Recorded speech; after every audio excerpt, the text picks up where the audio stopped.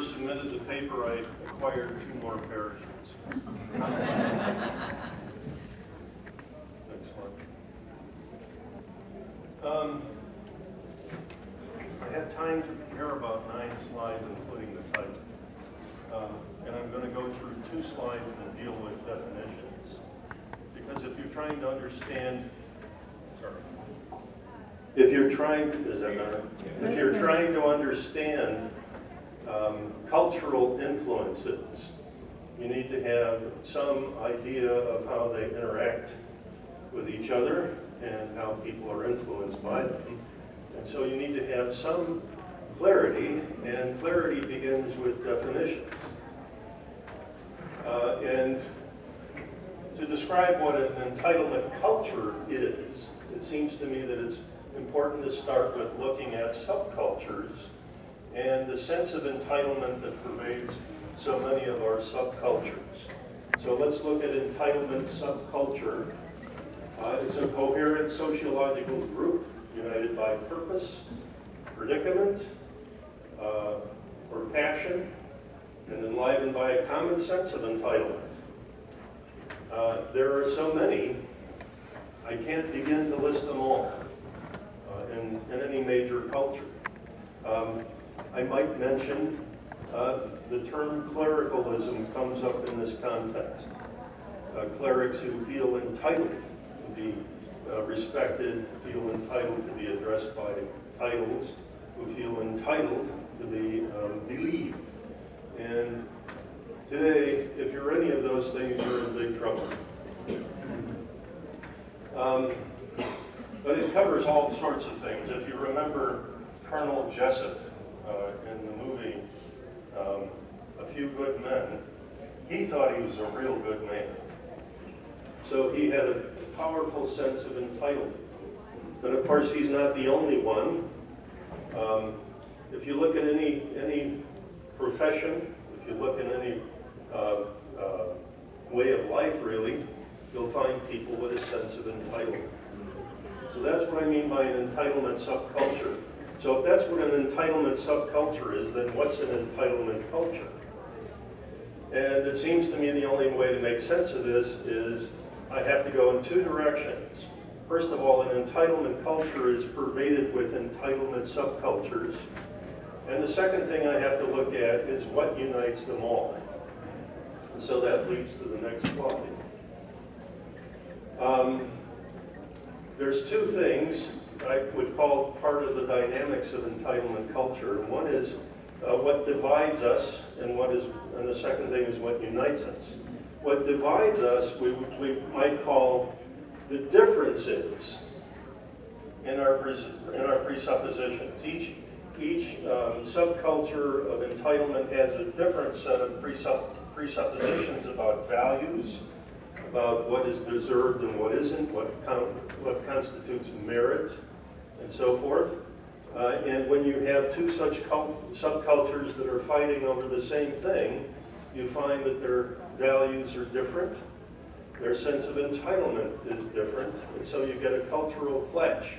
And I'm calling this cultural clash an entitlement fault line.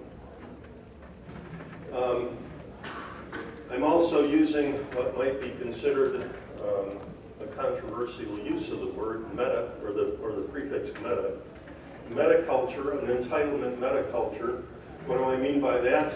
When you look at different elite groups in a society, for example, when you compare politicians, when you compare industrialists, when you compare even elite actors and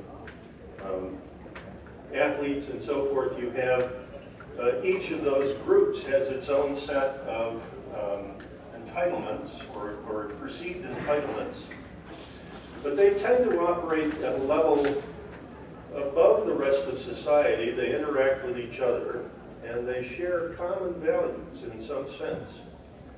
When you look at what those common values are, especially when you get to the elite levels of academia and government, you find that those common values are expressed in very abstract terms. And so, for example, we have things like values. I think we need to go to the next slide.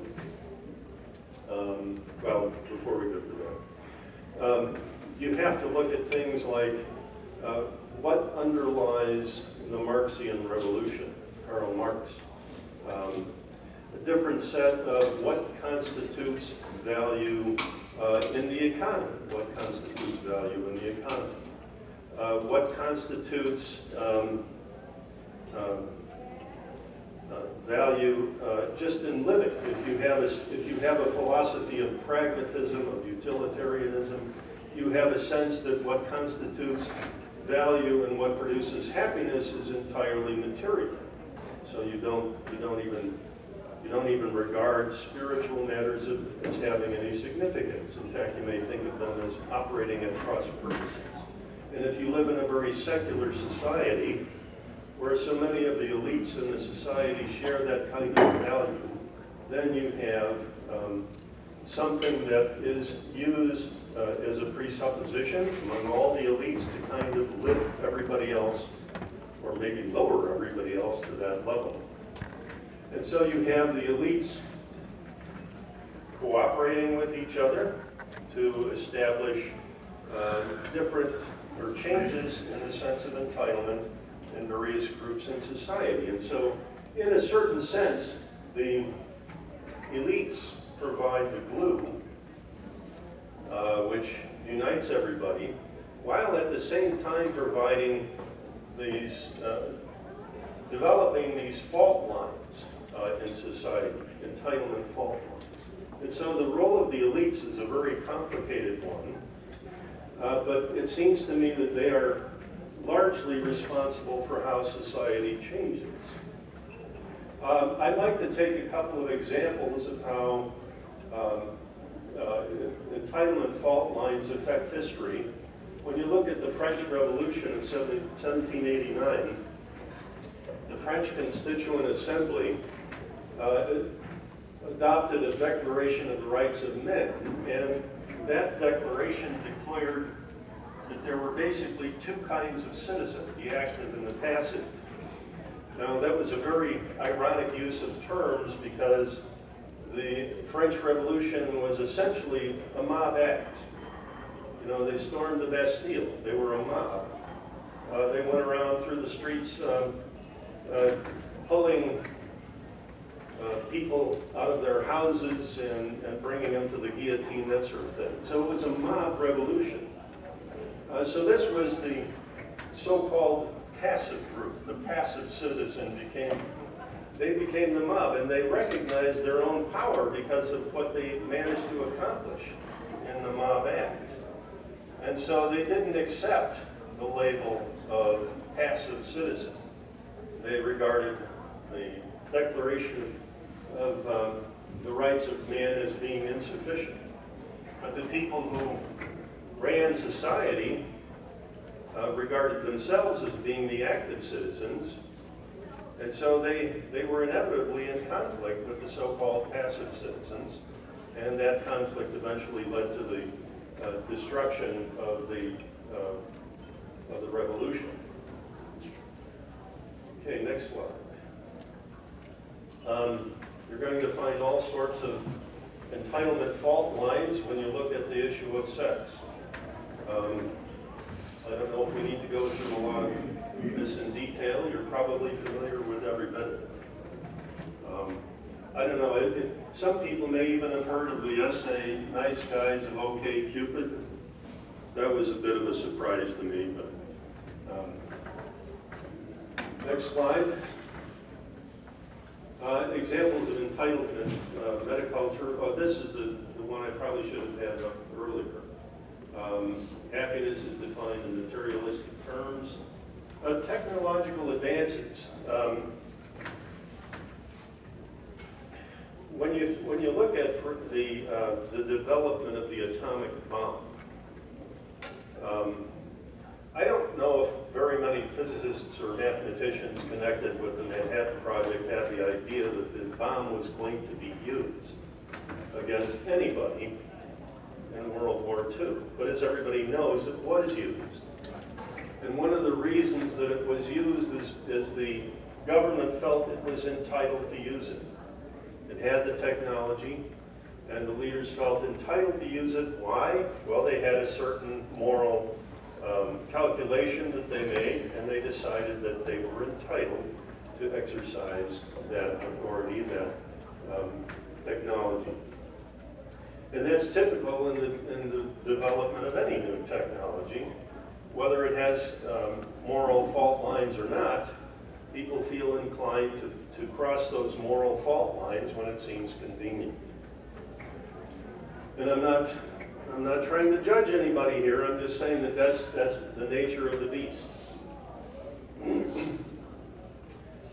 Then finally, I think it's important to mention the ideas behind Marxism, Hegelianism, and so forth. The march of history, when you look at the march of history, people thought that it was predictable, that it would inevitably result in a classless society, and so forth and so on. And human choice was regarded as deterministic as well. That's part and parcel of the same thing. If human beings are robots, history is predictable.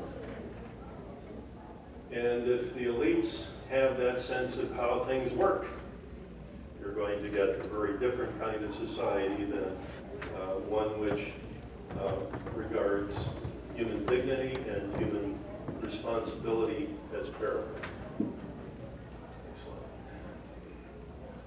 Entitlement, the sense of entitlement tends to erode performance, and it's in every dimension of society. So you have the impact on entrepreneurship. If everybody feels entitled to success in the business, people are not likely to risk much, and they're not likely to sacrifice much. And both of those are essential in entrepreneurship. When you look at income disparity in families, people feel that income disparity is increasing. And if you look at it purely on in terms of households, families, and so forth, it's true. Income disparities are increasing. But if you examine why that's happening, actually it's not happening because of unfairness in society. It's actually happening because families are breaking up. And so there's more households, there's more families, and no more income than before. And obviously fertility in Western culture, if you've been looking at the statistics in fertility for Western countries, Japan for that matter, you find that, and you can include Russia of course, fertility is below replacement level in almost every case. Okay, next slide. And I'm sure everybody's familiar with these historical events, especially a previous speaker. The 7th Lambeth Conference, 1930, which preceded the Brave New World by 2 years. Is that what I heard? Yeah, okay.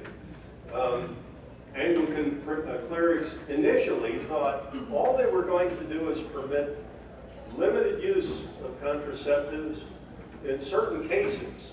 They didn't want society altogether to just adapt or adopt the use of contraceptives. They thought it was actually not a very good thing, but there might be exceptions. That's kind of how they thought.